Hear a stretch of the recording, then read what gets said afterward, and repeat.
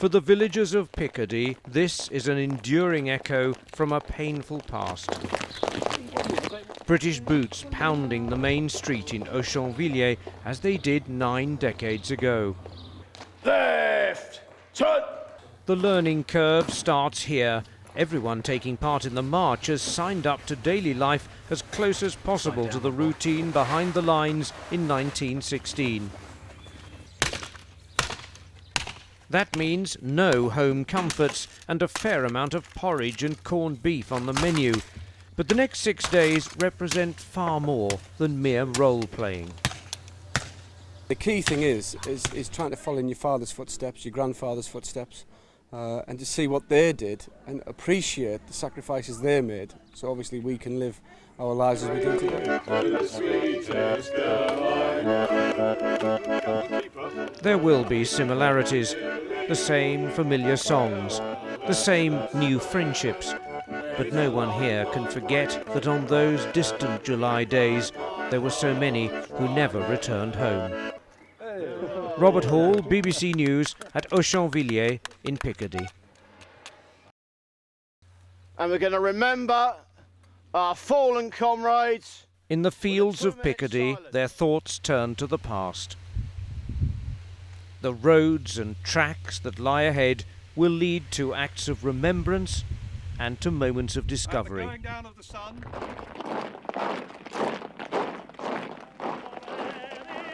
The sheer scale of the Somme offensive and the subsequent losses touched every community, every family.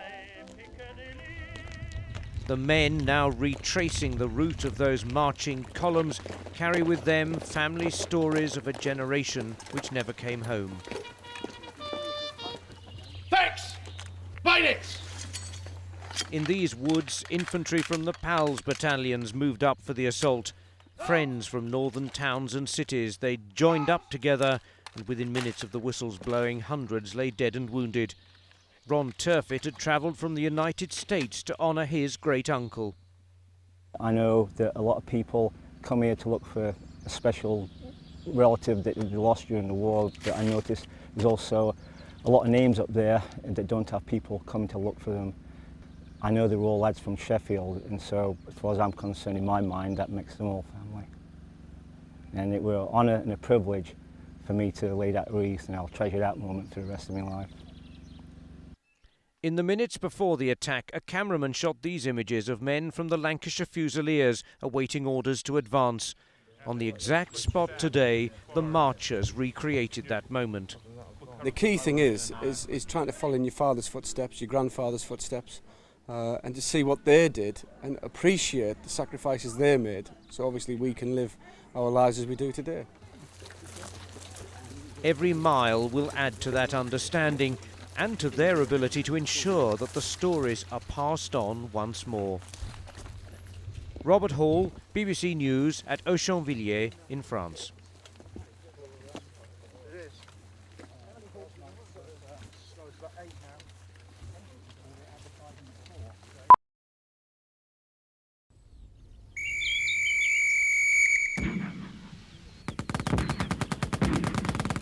The echoes of the past are distant now. Farmers have reclaimed the old battlefield. There are few traces of the Somme's bloodiest battle.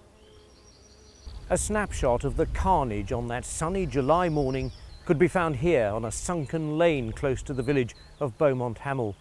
Just before 7:30, several hundred men from the Lancashire Fusiliers were crouching in the lane. They were effectively in no man's land. But as the whistles blew and the men climbed out into the fields, they were cut down in swathes. Most of the faces filmed by cameraman Geoffrey Mallins moments before the attack were of men who fell without gaining a yard of ground. And yet new research shows that the generals had taken steps to cut potential losses. They'd ordered the digging of trenches or saps leading towards their objectives. In a restored section of the old British front line, historian Peter Barton led me to one example. This is typical. You've got a spur coming off a communication trench, and that leads directly to the entrance of a Russian sap. That tunnel would go down then beneath no man's land, it would pass under no man's land. At that point, you could either plant a mine, or the infantry will appear the moment the British bombardment stops and pop straight into the German front line from literally 20 or 30 yards away. But in the northern sector, confusion and bad communication undermined the tunnellers' efforts. Dozens of tunnels were dug, but few were used. In the woods below me now, the men of the PALS battalions, friends from northern towns and cities, gathered for their attack. Ahead of them there were tunnels, but they didn't know they were there, and they were cut to ribbons.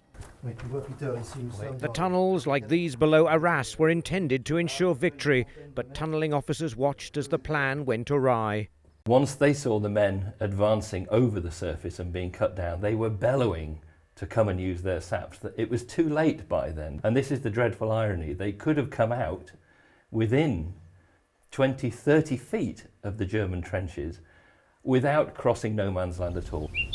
Bad planning, bad communication, whatever the reasons, the cemeteries that now stand above the tunnels bear silent witness to the consequences.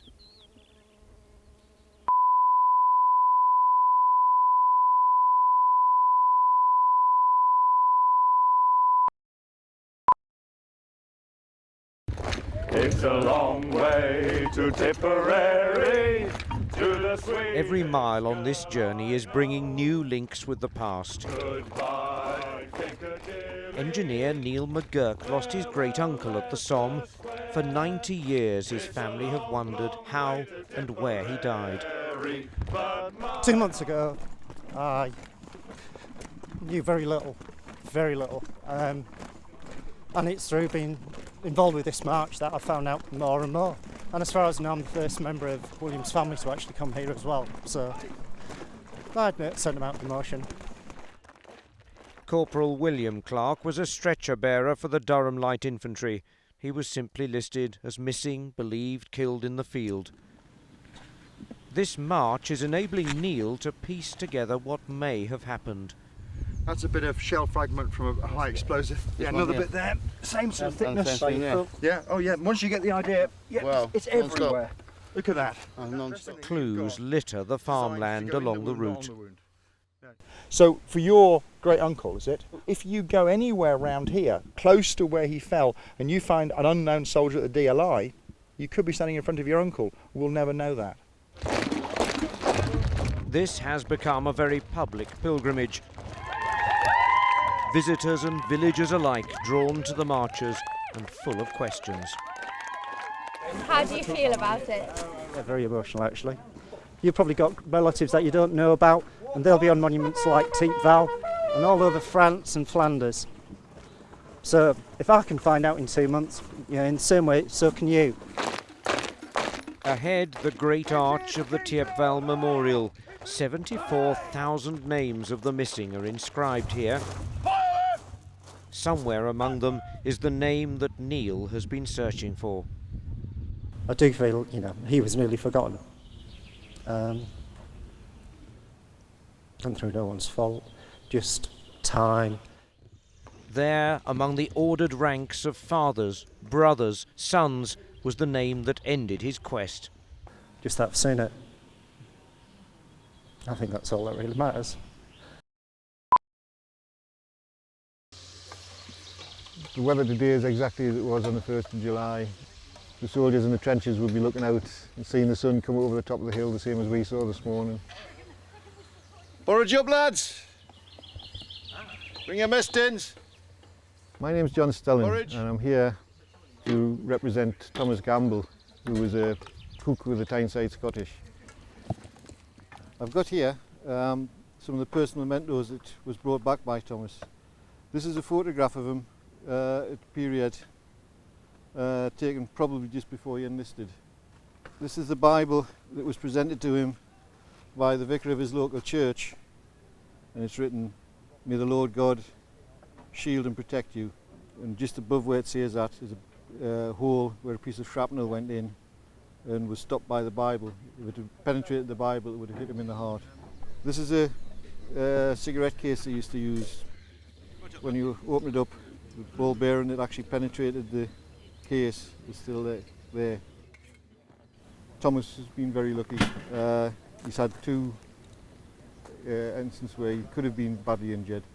Third injury he got was what's known as a blighty wound, which got them returned home. Unfortunately, his brother has no known grave in Somme, so he never returned.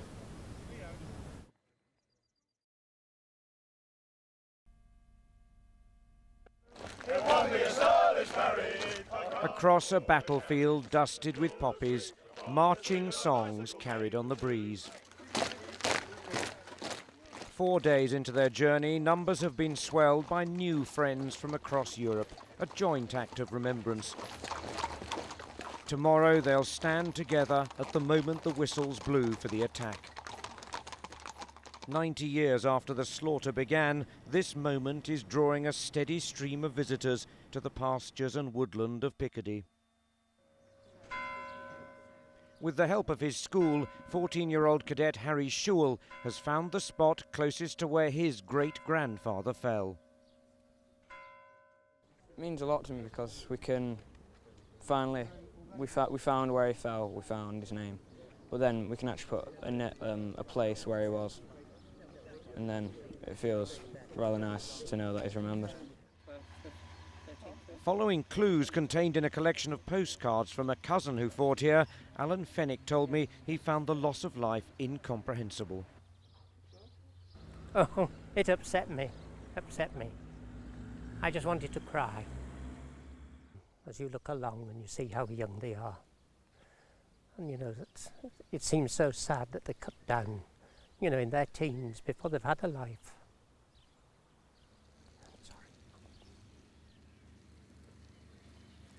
Tomorrow, Sir Edwin Lutyens' great arch will frame the formal act of remembrance as Europe recalls again the folly of war. Robert Hall, BBC News, Northern France.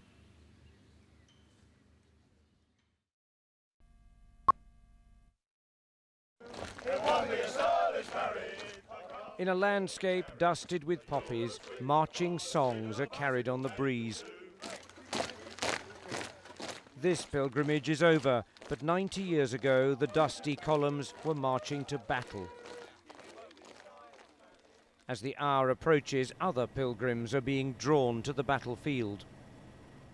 Frank would have been brought back, probably a stretcher casualty. David Hines is searching for the final resting place of his great-grandfather, Frank Ellswood. With him are his mother and 2 more of Frank's granddaughters. He died on the 1st of July in an infantry attack near the village of Serres. In a tiny, immaculate cemetery nearby, there was the headstone. Well, I've often thought about my granddad because, of course, we didn't know our granddad at all. We had no idea where he was buried. And it's lovely to come over and see for ourselves. Very special, isn't it? Very special. Further north, the last man with direct links to the Somme was back on the battlefield. Former flight engineer Henry Allingham, 110 years old, will be at the heart of tomorrow's ceremony. But this was a more personal moment. Saint-Omer was a base for the men he flew with and the friends he lost. There's so much that you can't forget. There's so much that you want to forget. That's why I'm here. Not for me, but for men who've given so much.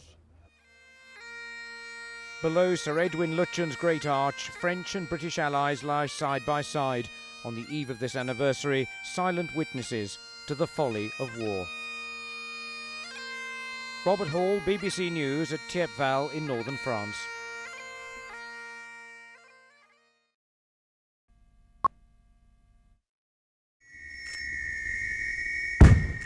It was the hour and the minute that the whistles blew and the nightmare began. Another big push to seize objectives on a 20-mile front, but at unimaginable cost. By the end of the first day, 20,000 lay dead and injured. The planned advance had largely failed. Around the Lochnagar crater, where hundreds of German lives were snuffed out by a giant mine, visitors from across Europe prayed for all the fallen, trying to imagine the suffering and the fear. through the mist in the coach, we were wondering if going through their minds 90 years ago is the same as ours when we went into the attack. The Princess Royal led tributes to the Newfoundland Regiment, attacking over land that is still scarred. Only 10% struggled back to their own lines. And at Thiepval, Henry Allingham, 110, will pay tribute to the friends he lost. Around him, thousands who've gathered to remember fathers, grandfathers and great-grandfathers, united in their determination not to forget. Robert Hall, BBC News at Thiepval in northern France.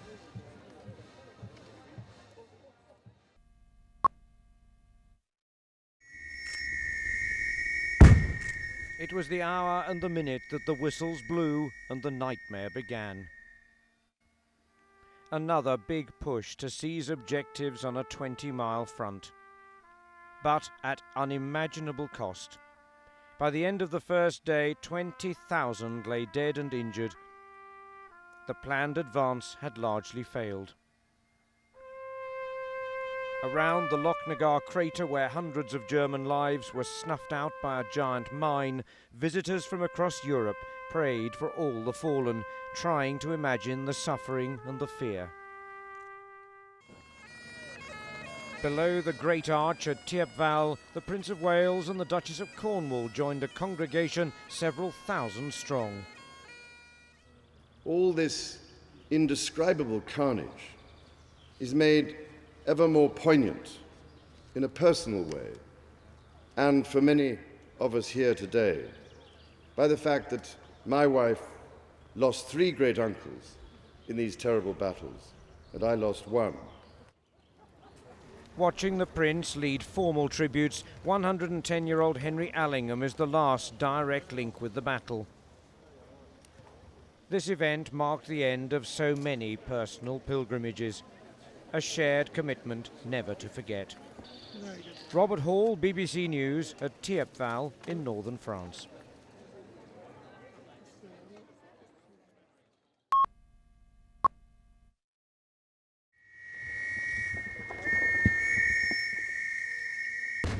Under the same cloudless skies, they gathered to hear the sound that launched a nightmare. We were wondering if going through their minds 90 years ago is the same as ours when we went into the attack. You know, to run into almost certain death, and they knew they were going to certain death in many cases. The sheer bravery of them. The first day of the Somme offensive resulted in over 50,000 dead and injured for little gain. At the spot where hundreds of German lives were snuffed out by a giant mine, prayers for all the fallen. Soaring over Lutjen's Great Arch at Thiepval, flimsy veterans of Britain's fledgling Air Force. Below, the Prince of Wales and the Duchess of Cornwall joined a congregation several thousand strong. All this indescribable carnage is made ever more poignant in a personal way, and for many of us here today, by the fact that my wife lost 3 great uncles in these terrible battles, and I lost 1. The memories evoked by this ceremony remain vivid in the mind of 110-year-old Henry Allingham, the last direct link with the battle. But Thiepval draws in so many others, tracing the lives of fathers, grandfathers and great-grandfathers. My dad was on a train when he was killed, so I would do it for my dad. This 90th pilgrimage is over, but those who stood in silence share a commitment never to forget. Robert Hall, BBC News at Thiepval in northern France.